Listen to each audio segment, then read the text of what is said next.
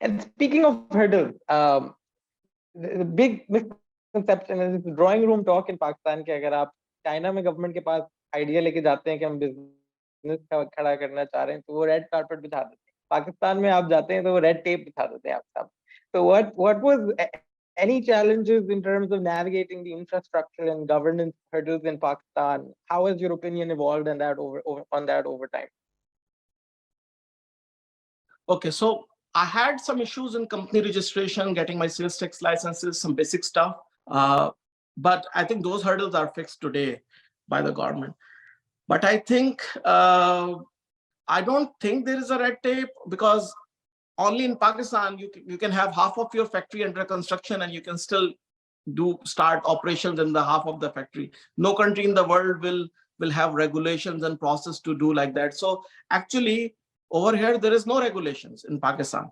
There is no safety regulations. There are no other regulations. You have to, in fact, it puts your business at risk that no one is coming and checking you. So you can potentially do something that can harm your employees and people. So you have to be actually very diligent about it, right? You have to have a very strong safety team to make sure, because no government authority is coming and checking that you have a fire exits, you have everything, you have like red doors for the fire exits, you have multiple exits for the stairs.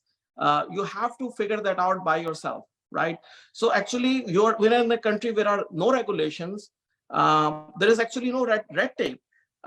And Pakistan export policy, in my opinion, is one of the best export policy in the world, right? They give you money against your export proceedings that haven't come yet. They give you money. They used to give money, now because of some challenges, for your machinery purchases at very low interest rates that are not available anywhere in the world. So people actually don't understand. You can get all your raw materials at zero duty and taxes. There is no taxes on there is no tax on your income.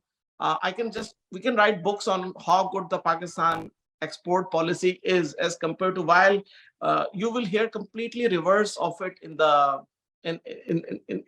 as a perception, right? So people don't understand, and a lot of people, since they don't understand, they don't take advantage of those schemes and benefits.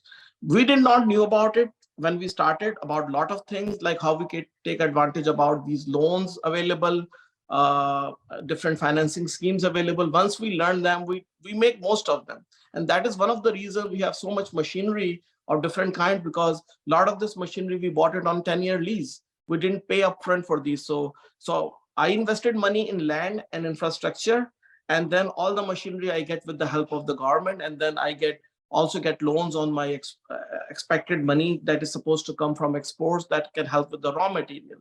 So the benefits are little less now because of the IMF and other challenges. The energy cost was less before as well, which is increased slightly. But I still think that there is an excellent opportunity for anyone who want to do exports from Pakistan. Still, there are a lot of advantages.